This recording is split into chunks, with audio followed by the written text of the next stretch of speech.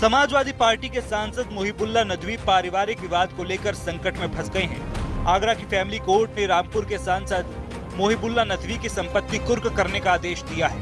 दरअसल कोर्ट ने नदवी को उनकी पत्नी रुमाना परवीन को हर महीने 10,000 रुपए मेंटेनेंस देने का आदेश दिया था, जिसका उन्होंने पालन नहीं किया।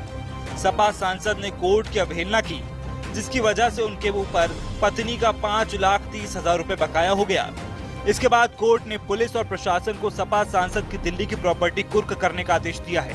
कोर्ट का कहना है कि अगर कुर्की के 20 दिन बाद भी अगर गुजारा भत्ते का भुगतान नहीं किया जाता तो संपत्ति में से 5,30,000 रुपए की राशि के बराबर हिस्सा बेचकर पत्नी और बेटे को दिया जाए। मोहिबुल्लाह नदवी के खिलाफ दिए गए आदेश में कोर्ट ने कहा कि उनको अपनी पत्नी और बेटे के भरण पोषण के लिए प्रतिमाह 10,000 रुपए राशि देनी थी, लेकिन आदेश की जानबूझकर अवहेलना करके सपा सांसद ने 5,30,000 रुपए नहीं दिए। इसीलिए नई दिल्ली के अंदर जो कोई संपत्ति मिले उसे कुर्क कर लें।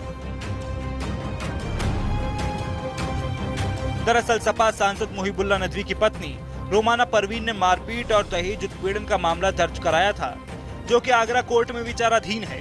पत्नी ने कोर्ट से भरण पोषण के लिए मुआवजे की मांग की थी, जिसके बाद कोर्ट ने मुआवजा देने का आदेश दिया था, जिसका उन्होंने पालन नहीं किया। इतना ही नहीं, रामपुर लोकसभा सीट से सपा सांसद मोहिबुल्लाह नदवी के सांसदी पर भी तलवार लटक रही है।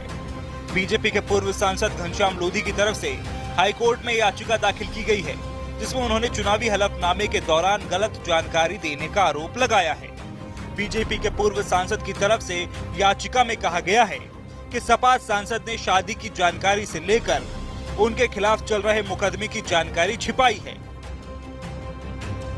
मोहिबुल्लाह नदवी पर अपनी शादी की बात छिपाने के साथ साथ दिल्ली वक्फ बोर्ड में चल रहे मुकदमे और अपने पेशे की गलत जानकारी देने का आरोप लगाया गया है।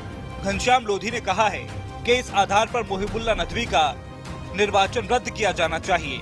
बीजेपी के पूर्व सांसद घनश्याम लोधी की इस याचिका पर भी 21 अक्टूबर से सुनवाई शुरू हुई है।